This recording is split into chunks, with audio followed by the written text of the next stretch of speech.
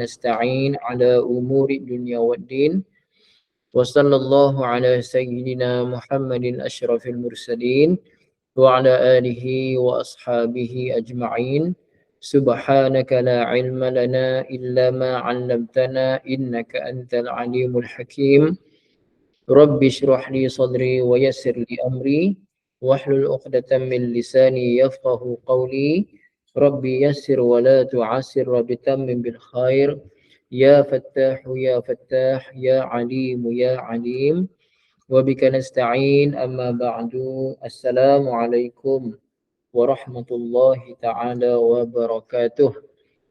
Alhamdulillah, ibu-ibu ayah yang dirahmati Allah, syukur kepada Allah.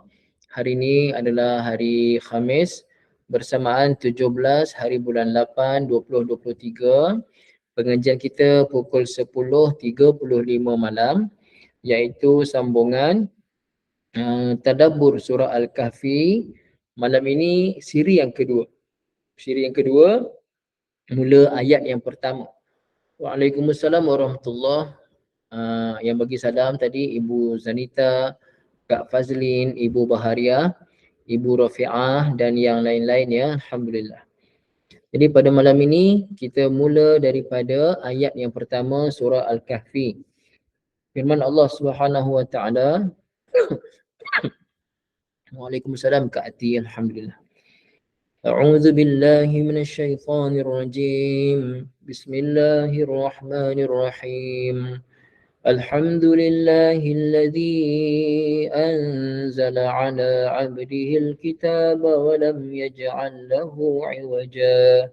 قيما لينذر بأسا شديدا من لدنه ويبشر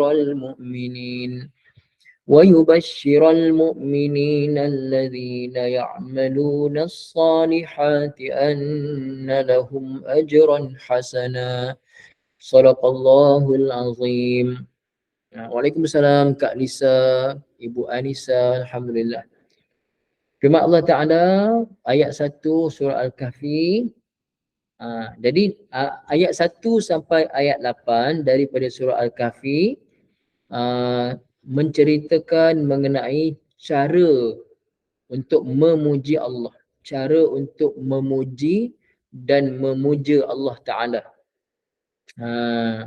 Dan juga kepentingan Al-Quran. Kepentingan Al-Quran kepada kita. Apa tujuan Al-Quran diturunkan kepada kita semua. Alhamdulillah, segala puji hanya bagi Allah. Jadi ibu ayah, kalau kita jumpa Alhamdulillah, di mana-mana kita jumpa Alhamdulillah, maka Alhamdu di situ maknanya segala puji. Alhamdu maknanya segala puji. Bila kita kata segala puji, puji-pujian itu adalah antara 4 saja. Sama ada Allah Ta'ala puji dirinya sendiri, ataupun Allah Ta'ala puji makhluk. Allah Ta'ala puji makhluk.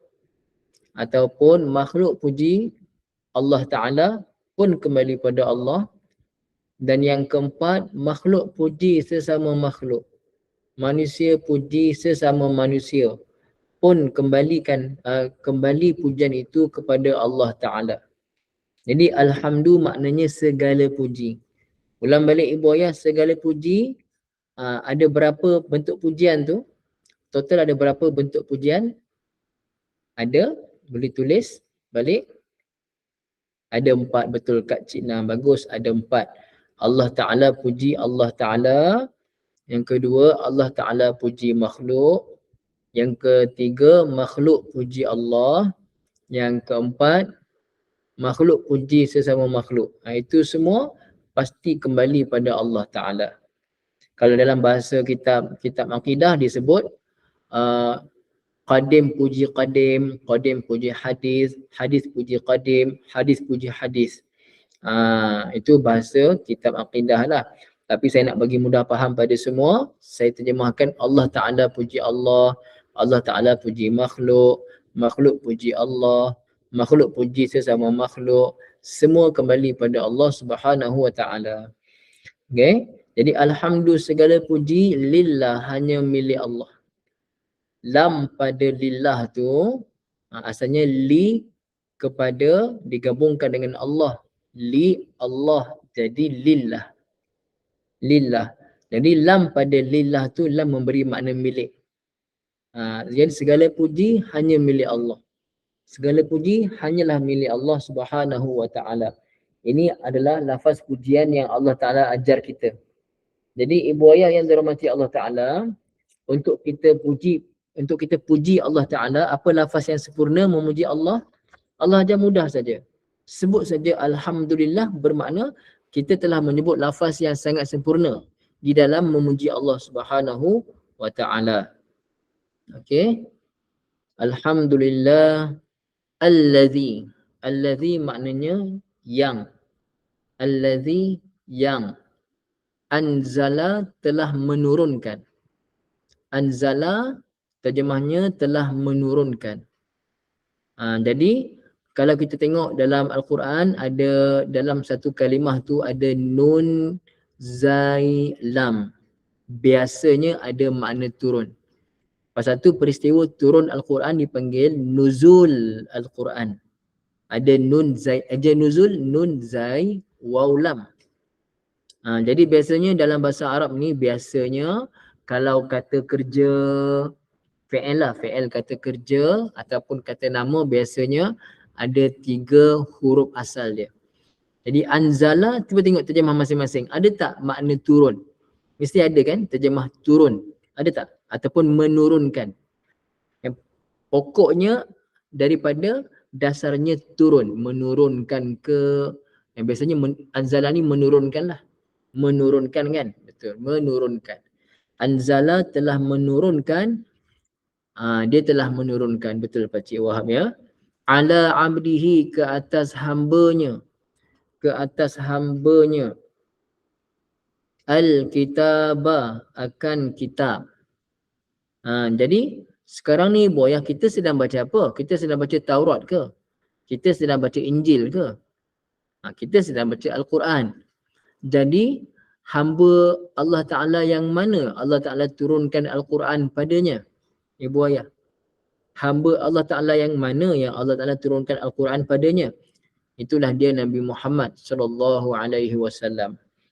Jadi ala abdihi di sini, hambanya di sini, maksudnya atas Nabi sallallahu alaihi wasallam. Nabi Muhammad sallallahu alaihi wasallam, al-kitab, akan kitab. Jadi al-kitab di sini maksudnya kitab apa ni Bu ya? Allah Taala tak sebut pun Al-Quran. Tapi al-kitab di sini maksudnya kitab apa? Sudah tentulah Al-Quran. Kerana kita sedang baca Quran. Dan hamba di sini yang kita faham, hamba di sini Nabi Muhammad sallallahu alaihi wasallam. Jadi sudah tentu di sini buaya maknanya adalah Al-Quran. Al-kitab di sini maknanya Al-Quran. Okey. Saya ulang, alhamdulillah segala puji lillah, hanya milik Allah. Allazi, yang mana Allah Ta'ala itu anzala, telah menurunkan, ala, ke atas ataupun kepada, abdihi, hambanya. Hambanya nya tu Allah. Al-kitab, akan Al-kitab. Al-kitab di sini maksudnya adalah Al-Quran. Walam yaj'al lahu iwaja. Walam yaj'al, dan tiadalah. Lam ni terjemah tiada. Lam ni nafi. Dan tiada, yaj'al, dia, yakni Allah. Dan tiadalah dia, yakni Allah, menjadikan lahu, baginya, nya ni apa? Baginya sebarang bengkok. Sebarang bengkok. Jadi nya tu apa agak ibu ayah? Dan tidaklah Allah Ta'ala menjadikan baginya aywaja, sebarang bengkok.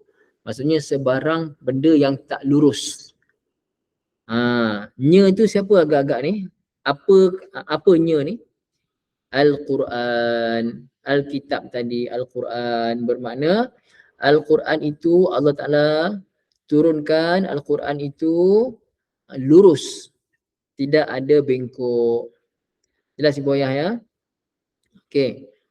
Walam yaj'al lahu iwaja ay lam yaj'al fihi iwijajan wala zayghan wala mailan bal ja'alahu mu'tadilan mustaqiman. Allah Ta'ala menurunkan Al-Quran ini lurus, tak bengkok, tak terpesong. Bahkan Allah Ta'ala jadikan lurus tegak Al-Quran. Jadi buaya siapa yang nak selamat hidup di dunia ni, dia mestilah ikut Al-Quran. Ibu ayah, kalau kita berada di jalan yang sesak, yang sibuk, ada banyak sempang, kereta bersepang siur, ada satu orang yang berdiri di tengah-tengah jalan, polis trafik, boleh tak seorang saja tak ikut cakap polis trafik? So, kereta semua tengah laju ni. Seorang tak dengar cakap polis trafik. Apa jadi ibu ayah? Polis trafik ni dia bagi petunjuk. Dia bagi isyarat.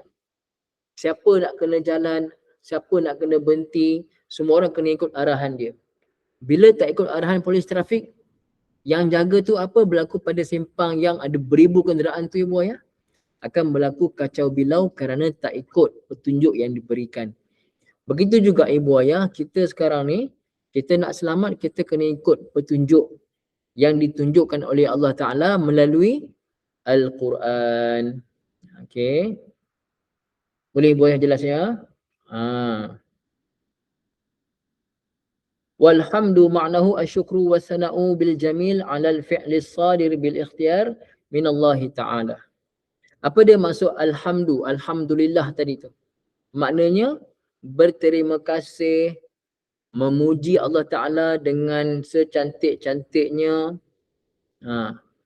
dengan perbuatan yang datang itu ikhlas dari hati kita. Yang datang tu bukan kena paksa.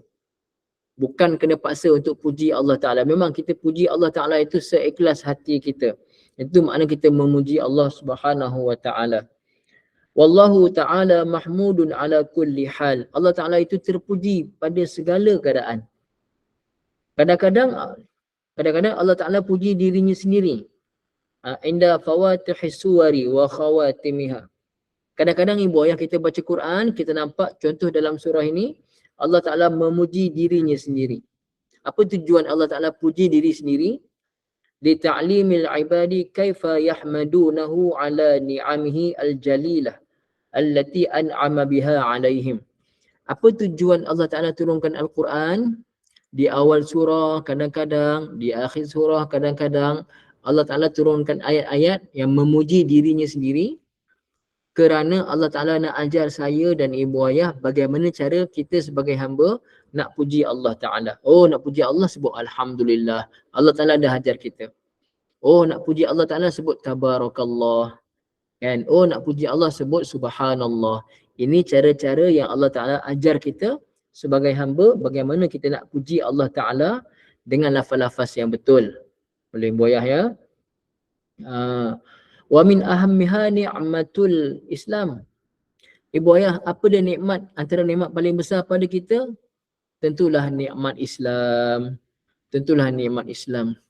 Jadi ibu ayah yang dirahmati Allah Ta'ala, kita doa pada Allah mudah-mudahan kita mati pun dalam keadaan kita ni beragama Islam. Kita doa pada Allah mudah-mudahan kita mati nanti dalam keadaan kita ini akidah kita, Tuhan kita hanyalah Allah Subhanahu Wa Ta'ala, tidak ada Tuhan lain. Ibu-ibu ayah tahu tak kita mati bila? Tahu tak bila kita ni nak mati? Ada tak orang tahu bila dia akan mati? Inna lillahi wa inna ilaihi raji'un. Agak-agak ibu ayah tadi tu peristiwa tadi petang tadi tu yang kapal terbang kapal terbang terbabas tu, kapal terbang terbakar tu, lagi 2 minit lagi nak landing. Lagi 2 minit saja lagi nak landing dekat Subang. Adakah 3 minit sebelum kematian tu mereka tahu? Adakah seminit sebelum kematian mereka tahu mereka akan mati? Adakah ketika bertolak dari Langkawi tu mereka tahu mereka akan mati? Semua tak tahu. Ini rahsia Allah Subhanahu Wa Ta'ala. Mudah-mudahan mereka semua tadi meninggal dalam keadaan beriman pada Allah, dalam keadaan Allah redha pada mereka. Kita tak tahu Kadang-kadang orang-orang kaya yang naik kapal terbang ni kan, mereka ni orang yang hati takwa pada Allah, kita tak tahu. Mati pun dalam keadaan mereka mereka dah bertaubat pada Allah. Mungkin mereka ni orang-orang yang jaga solat, jaga tahajud, kita tak tahu. Kan? Yang pentingnya, iktibarnya, kita tak tahu bila kita mati dan kita kena sentiasa bersedia. InsyaAllah Ibu Ayah ya. Jadi, apa sifat Al-Quran ini? Qayyiman. Sifat Al-Quran ini qayyiman. Lurus, tegak. Qayyiman maknanya lurus, tegak. Pasal tu, dipanggil perbuatan kita berdiri tegak dalam sembahyang, dipanggil apa Ibu Ayah? Berdiri tegak dalam sembahyang tu, dipanggil apa? Dalam bahasa Arab, qiyam. Qiyam tu daripada, qayyiman ni daripada qiyam lah. Kalau ibu ayah nak berdiri sembahyang tapi berdiri bongkok ke depan, berdongak ke belakang, adakah itu qiyam? Kalau kita kata qiyam, berdiri itu tegak tak? Adakah berdiri tak seimbang? Mesti berdiri tegak. Kita tak condong ke depan, kita tak condong ke belakang, sengit kiri, sengit kanan, berdiri tegak. Itu dipanggil qiyam. Maka qayyiman sama makna. Qayyiman lurus tegak. Al-Quran ini sifatnya lurus tegak. Apa tujuan Al-Quran diturunkan? Liyunzira. Li saja terjemah supaya. Li supaya. Yunzira. Yunzira supaya ia memberi peringatan. Supaya ia memberi peringatan. Jadi ada ulama kata, ia di sini Al-Quran, supaya Al-Quran itu memberi peringatan, ataupun ada juga pendapat ulama tafsir bagi tahu liyunzira di sini ia adalah Rasulullah, supaya Rasulullah SAW memberi peringatan dengan Al-Quran. Peringatan apa? Ba'san syadidan. Ba'san syadidan maksudnya azab yang pedih. Ba'san syadidan maksudnya azab yang pedih, balasan yang pedih. Min ladunhu. Min ladunhu dari sisinya. Dari sisinya. Jadi ibu-ibu, kalau satu orang ni Allah bagi dia ilmu, dia tak belajar pun tapi dia tak belajar tapi dia takwa pada Allah. Dia tak belajar ilmu tertentu tapi ilmu tu Allah bagi pada dia. Itu ilmu apa tu? Allah bagi hanya pada orang takwa saja. Ilmu apa tu? Ilmu tu datang direct dari Allah. Ilmu ladunni, pacik betul. Ilmu ladunni. Jadi ladun tu, ladun maksudnya sisi. Mil ladunhu dari sisinya. Azab yang pedih dari sisinya. Jadi Allah telah menisbahkan azab yang pedih itu adalah dari sisi Allah Ta'ala sendiri.